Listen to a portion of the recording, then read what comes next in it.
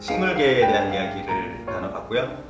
다음 챕터가 바로 뿌리, 본격적으로 이제 식물에 대한 이야기가 들어가는 거죠. 뿌리는 여러분들이 잘 아시다시피 식물의 일부지만 땅속이나 대개 어떤 한 곳에 고정이 되어 있는 형태로 살아가게 되죠.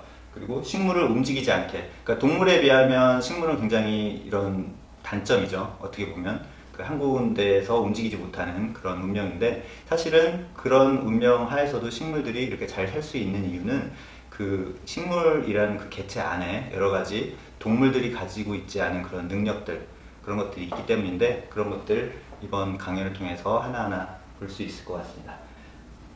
네. 뿌리 하면 여러분들 생각나는 게 그 두 가지 형태 기억나시죠? 수염 뿌리하고 고든 뿌리. 예, 이건 다 아실 거라고 생각하는데, 수염 뿌리를 이렇게 자세히 들여다보시면 우리가 평상시에는 땅속에 있기 때문에 잘 보기 힘든데, 이렇게 이 책에서는 아주 친절하게 이렇게 배경을 아주 깨끗하게 정리한 상태에서 수염 뿌리의 모습을 아주 적나라하게 잘 보여주고 있습니다.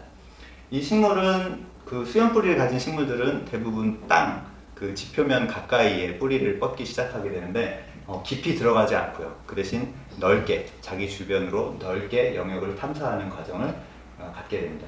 그래서 수분이라든지 양분, 미네랄 이런 것들을 찾아서 이 수염 뿌리에 있는 수많은 그런 그 뿌리털들이 이렇게 작용을 하기 시작하는데, 유명한 그 식물학자 중에 어떤 분은 식물 이런 뿌리가 살아있는 인터넷과 같다라고 표현을 하신 분이 있습니다.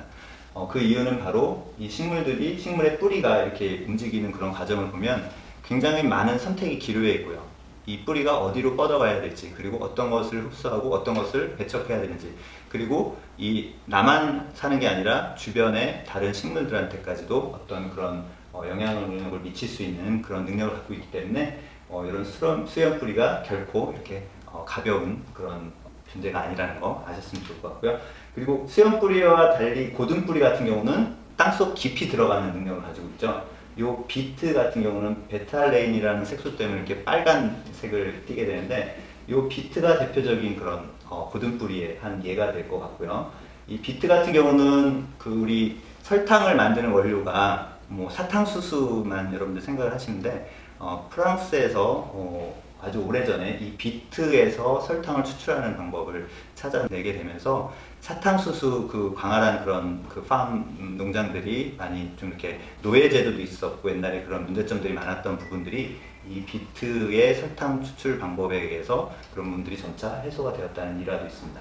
그리고 여러분들 좋아하시는 당근 같은 경우도 고든 뿌리 중에 대표적인 예 중에 하나인데요. 당근도 원래는 오렌지색이 아니었다고 합니다. 원래는 그 야생 당근은 더 이렇게 작고 보잘것없는 그런 크기였고요. 그리고 초창기에 이용했던 당근은 주로 보라색과 노란색이었습니다. 그런데 네덜란드가 오렌지 왕가로 권력을 넓혀가면서 영국, 스코틀랜드까지 이렇게 유럽의 어떤 큰 그 파워를 갖게 되면서 오렌지 왕가, 특히 윌리엄 3세한테 잘 보이기 위해서 많은 그 주변 국가와 귀족들이 그 오렌지색 깃발, 오렌지색 옷, 뭐든지 색깔을 이제 오렌지색으로 사용을 하게 된 거죠. 그 과정에서 당근도 오렌지 당근이 17세기에 들어서면서 널리 퍼지게 됐다.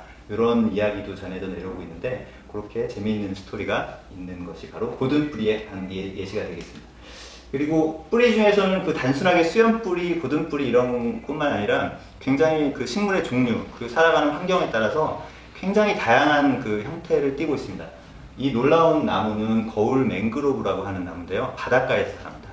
바다의 그 밀물과 썰물 이런 것들에 맞서서 이 식물이 쓰러지지 않고, 이 나무는 아주 크게 자란 나무거든요. 열대 지방에서 아주 크게 자란 나무인데 쓰러지지 않기 위해서, 그리고 땅속 깊이 뿌리를 박을 수 없기 때문에 이렇게 생긴 그 우리가 전문 용어로는 부벽 뿌리라고 하거든요. 버트레스라고 하는 그런 용어인데, 그 건축물에도 이렇게 건축물이 쓰러지지 않기 위해서 옆에 세우는 그런 벽 같은 것인, 그것을 부벽이라고 하는데, 이 식물이 바로 그 원형이 되는 거죠. 그래서 이 버티기의 달인이라고 제가 표현을 드리는, 말 그대로 이런 형태로 굉장히 잘 버티는 그런 능력을 갖고 있고요. 이것이 이제 부역뿌리고, 이 두 번째가 지주뿌리라고 해서 가늘고 그 긴 줄기를 지탱하기 위해서 중간쯤에서 이렇게 뿌리가 내려옵니다. 그리고 층을 이루면서 이렇게 여러 층을 이루면서 움직이지 않게 고정해주는 역할을 하고요. 마지막으로는 그 버팀뿌리라고 해서 이 이 곁가지가 이렇게 자라다가 갑자기 밑으로 이제 휘게 됩니다. 그래서 그것이 더 큰 지지력을 갖게 되는 그런 뿌리 세 가지 형태가 있고요. 네, 이거는 제가 인도네시아에 여행을 갔을 때 그 동료들하고 같이 찍었던 사진인데, 요 나무가 아마 부벽뿌리의 가장 대표적인 예가 아닐까. 어마어마하죠? 이렇게 크게 자라는 나무의 모습이고요. 요거는 많이 익숙한 나무일 수도 있는데, 맹그로브라고 하는 우리 동남아 지역 바닷가에서 많이 사는 그런 나무인데, 요 나무 같은 경우도 지주뿌리를 가지고 있죠.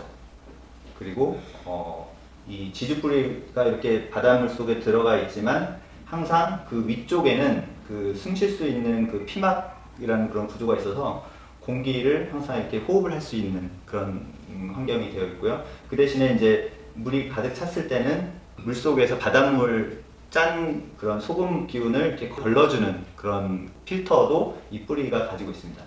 그렇게 해서 이렇게 살아가는 모습인데, 맹그로브 같은 경우는 재밌는 게 처음에 나무 위에서 열매를 달게 되면 그 나무가 갑자기 이렇게 매달린 상태에서 자라게 됩니다. 매달린 상태에서 자라서 그것이 이렇게 뚝 떨어지게 되면 땅에 그대로 박히게 되는 거죠. 그런 상태에서 시간이 지나면 거기서 싹이 나오고 이렇게 다시 정착을 해서 이렇게 큰 나무가 되는, 그래서 우리가 새끼를 낳는 나무라고도 표현을 하는데, 맹그로브는 이런 재미있는 모습을 보여주고 있고요. 뿌리는 이렇게 지지하는 역할도 있지만 또 이게 양분과 수분을 이동시키는, 빨아들여서 식물이 이용할 수 있게 하는 그런 능력도 있죠. 그래서 우리가 많이들 좋아하시는 수국꽃 같은 경우 토양의 상태에 따라서 분홍색을 띌 때가 있고 파란색을 띌 때가 있습니다. 과연 분홍색은 어떤 때 그 분홍색을 띌까요? 네, 수국은 산성도에 굉장히 영향이 있다고 합니다. 그래서 pH가 7 이상일 때, 즉 산성도가 낮고 알칼리성일 때는 분홍색 또는 붉은색 꽃을 피게 되고요. 그리고 pH가 7보다 낮을 때, 그리고 산성이 높을 때는 이렇게 파란색 꽃을 피우게 됩니다. 그 이유는 산성일 때, 토양이 산성일 때 물속에 있는 토양 속에 있던 알루미늄이 물에 용해가 되면서 식물이 그것을 흡수하게 되는데, 그럼 알루미늄과 안토시아닌이라는 색소가 결합을 하게 되고, 안토시아닌이 결합이 되었기 때문에 이 발현이 이렇게 파란색으로 발현이 된다고 합니다. 그래서 이렇게 pH에 따른 꽃 색깔의 변화도 알 수 있듯이 뿌리의 역할, 그리고 수국은 요 잎이 이렇게 노란색으로 변해가게 되면 토양 속에 철분이 부족하다는 것을 의미합니다. 다른 식물도 대부분 그렇고요. 그래서 토양의 그리고 뿌리의 상태를 잘 관찰하는 것이 식물을 잘 키우는 가장 중요한 비결인 것 같습니다. 토끼풀, 우리가 잘 알고 있는 네잎클로바로 잘 알고 있는 토끼풀 같은 경우 대다수 식물들이 공기 중에 있는 질소를 이용을 하지 못하는데, 이 토끼풀 같은 경우는 공기 중에 있는 질소를 직접적으로 뿌리혹 박테리아를 이용해서 직접 흡수를 해서 몸속에 저장을 해놓는 그런 능력이 있습니다. 그래서 많은 가축들이 이 토끼풀이나 이와 유사한 질소 고정 식물들의 잎이나 줄기를 먹고 단백질을 이렇게 이용을 하게 되는데, 우리가 토양을 개량을 하거나 그리고 토양을 비옥하게 만들거나 그리고 윤작할 때 잠깐 휴면 토양의 그런 질을 높일 때 이런 녹비 작물들을 많이 이용을 하게 되죠. 토끼풀은 그런 능력이 있고요. 우리가 뿌리를 보면 뿌리가 이렇게 계속 뿌리털의 어떤 자라고 생성되고 없어지고 또 새로 만들어지고 이런 과정을 통해서 뿌리가 끊임없이 움직이게 되는데, 좀 적극적으로 움직이는 그런 식물도 있습니다. 이 꽃 다들 아시죠? 봄에 우리가 많이 볼 수 있는 튤립하고 같이 많이 볼 수 있는 꽃인데, 히아신스라고 하는 꽃이거든요.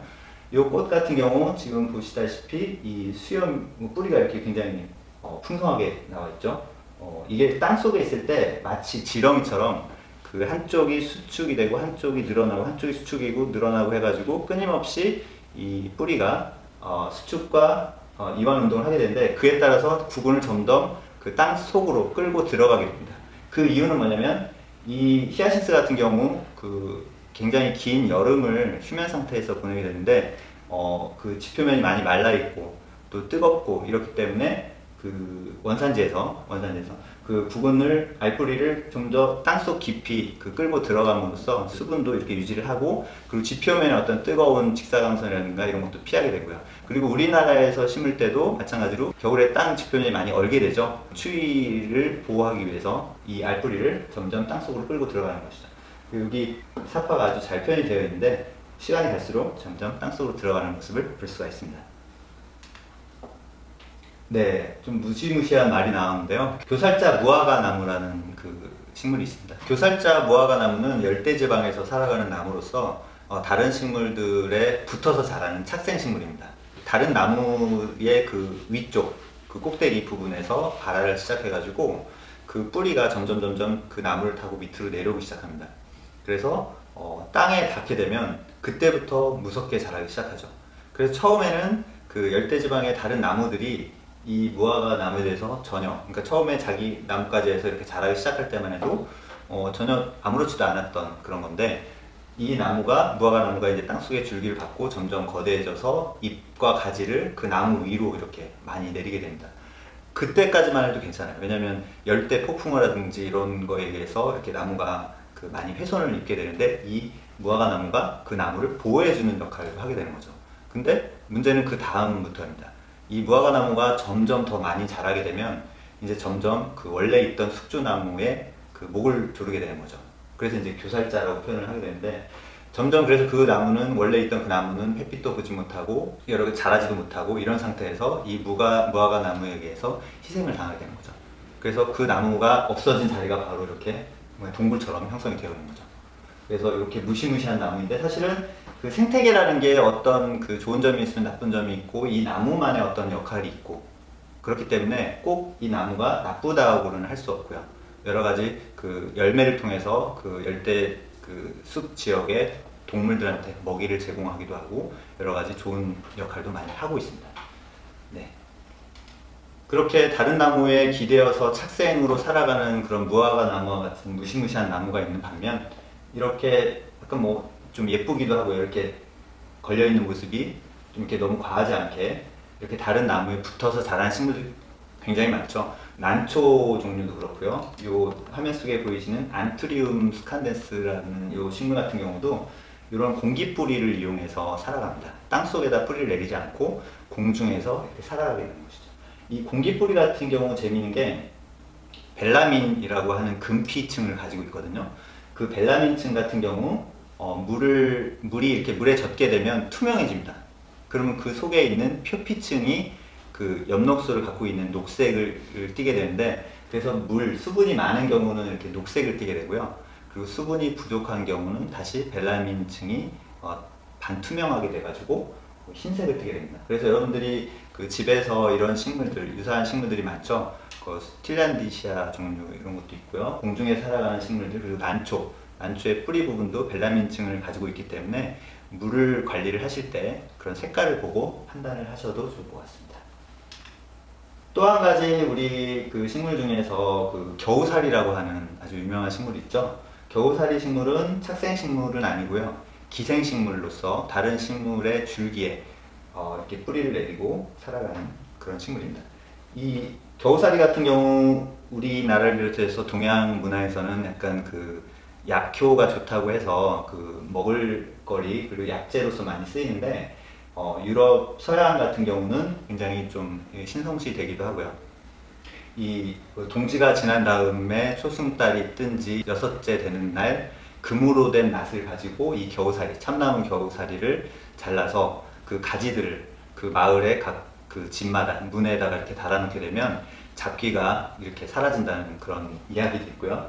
그리고 이 겨우살이 아래에서 그 남녀가 키스를 하게 되면 사랑이 이루어진다는 그런 이야기도 있고요. 그래서 우리 겨울에 그 크리스마스 캐롤이나 이런 노래 중에 미슬토라고 하는 그런 단어가 많이 들어가 있죠.